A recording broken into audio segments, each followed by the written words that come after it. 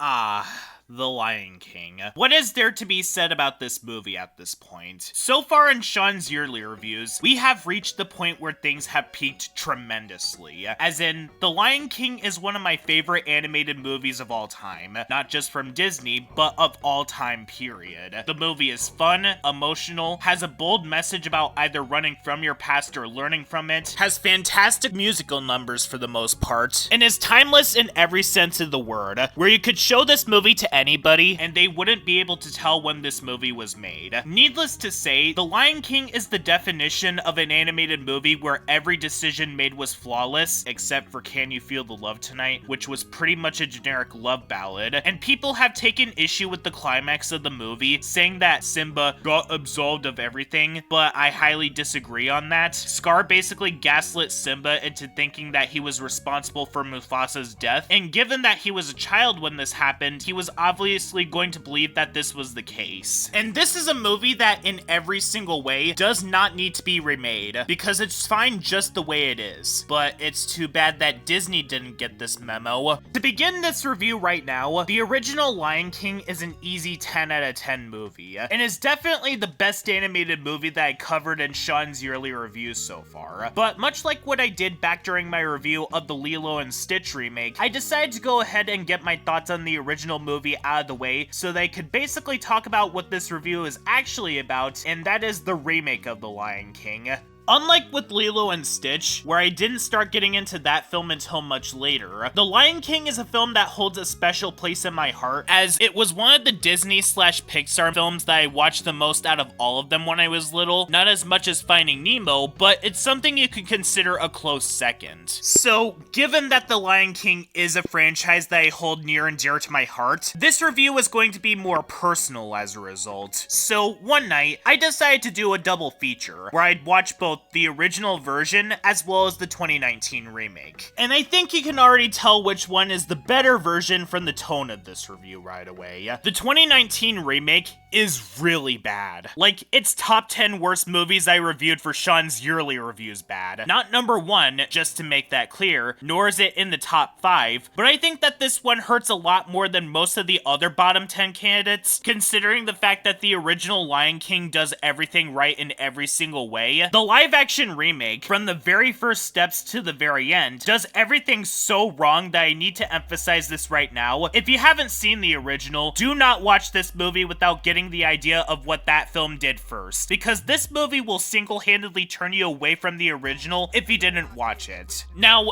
in other reviews that I made, I tried to judge a given show or movie on their own merits without comparing them to the show or movie that they're trying to be a remake of, because they are trying to be completely new shows or movies, most notably with Ben 10 2017 or Thundercats Roar, but it's kinda hard to do so with The Lion King 2019, because every single moment of this film's existence is trying to be the original movie, right down to the marketing, as well as reactions from moviegoers who went all like, wow, this movie reminds me of my childhood, or dude, Pride Rock. And so, because this movie is trying so desperately hard to be the original movie, I have to judge this movie exclusively as an adaptation of the original. And good God, this movie is a very soulless adaptation of the original film. If Lilo and Stitch 2025 felt like it was made by someone who actively hated the original movie, The Lion King 2019 feels like it was made by someone who was apathetic and didn't care about what they were making, so no passion was put into it whatsoever. If this movie was made by a low-budget studio who was trying to cash in on the original movie's success, like those cheap animated mockbuster movies, I honestly wouldn't care one bit. But since this movie is from the face of the entertainment industry and made over $1 billion at the box office, which was quite frankly undeserved, this movie is absolutely deserving of me being harsh on it, because Disney is doing nothing but setting a bad example for their peers. Let's start off with what is the obvious problem with this movie, and that is the animation. Oh, I'm sorry. According to Jon Favreau, this is actually a live-action movie apparently, because they used VR to make this movie, and used it to make the movie look extremely realistic, despite the fact that they still used computers to make this movie. Anyways, if the 1994 movie didn't exist, you wouldn't be able to tell how the characters were feeling in any sequences at all, because every single animal, no matter who they are, don't have any sequences where they're able to show emotion at all, because that's not realistic enough. So nearly every single sequence of this movie has them with this one blank expression on their face, even when they're supposed to be crying, even though in real life, animals do change faces when they feel a certain way. And if you really wanted this movie to be realistic, Sean, why did you guys have these characters sing then?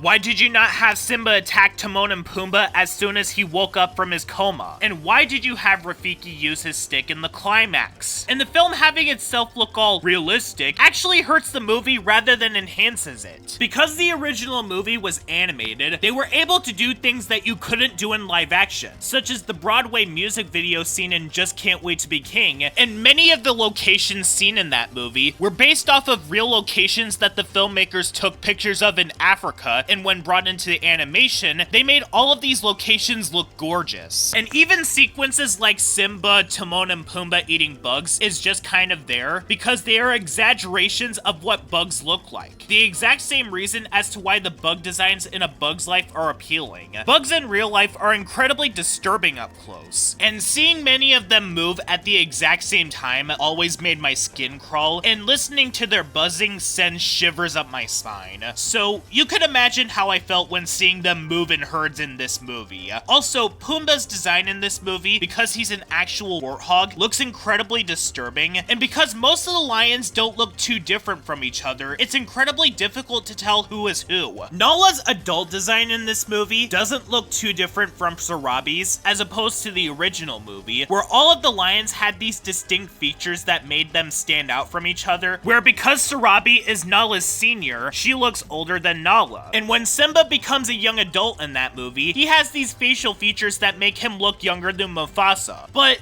animation that isn't very strong is one thing. How about the voice acting? Absolutely no care was put into that aspect either, where the characters either show no emotion, or they're just reading the lines verbatim from the original like it was done in Speakonia. The only characters that do show emotion, oddly enough, is Zazu, as well as Timon and Pumbaa. But even they butchered the lines that were from the original movie. This also includes James Earl Jones, rest in peace by the way, who legitimately sounds like he doesn't even want to be there, and when he's not delivering these lines horribly, he just doesn't have the energy that he used to. And some of these line deliveries just so happen to be the funniest moments from the movie, but in an ironic way, of course. Remember how concerned that Mufasa sounded when he was told by Scar that Simba was in the gorge with the wildebeest stampede in the original? Well, in the remake, he just sounds confused like he doesn't even know who Simba is. And there's also the scene where he says, "Yes," almost sounding like Talking Ben in a way.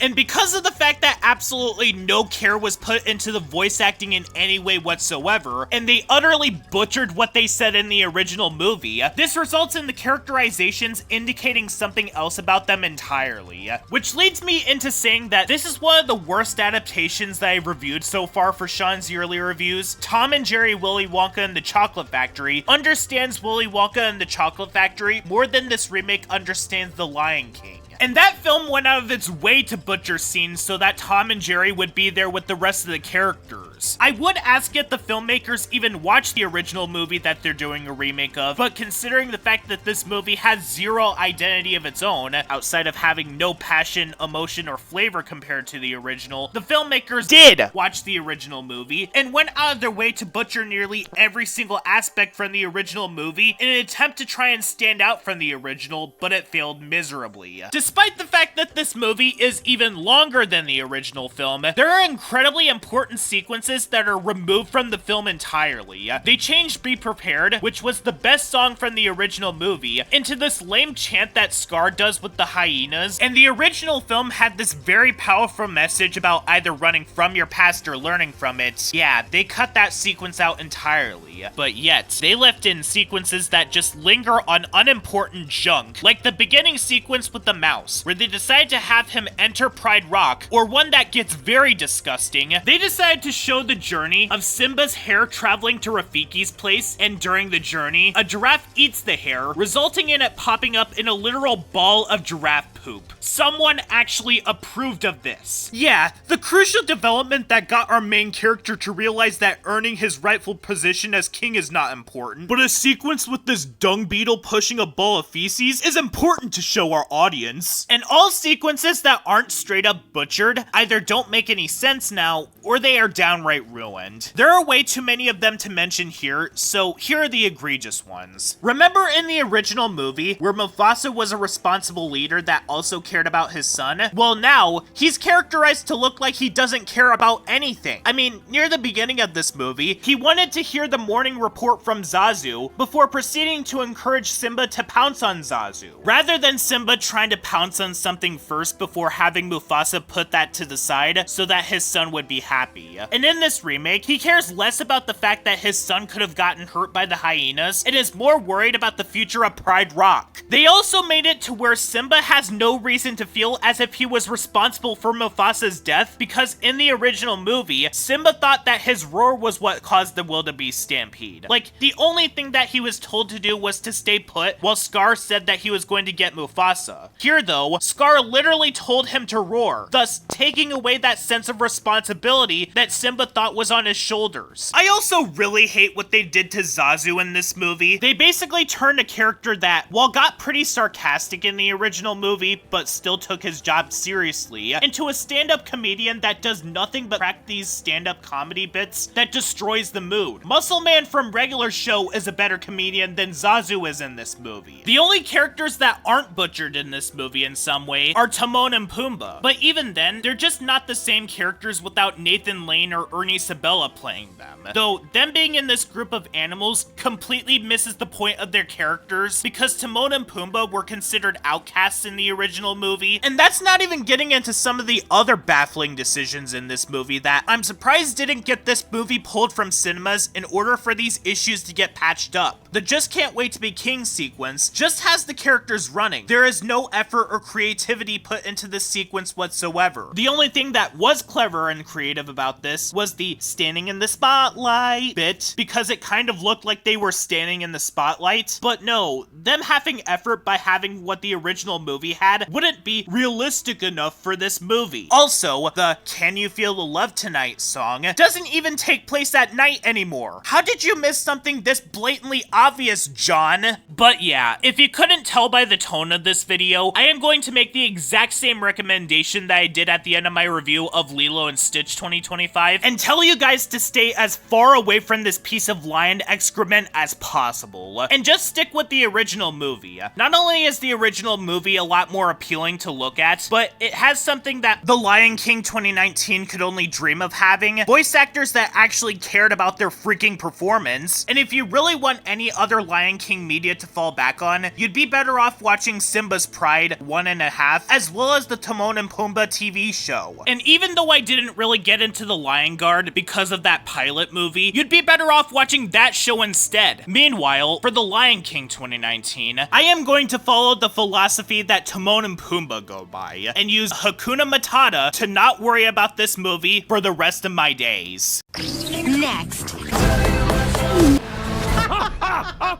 We're number two.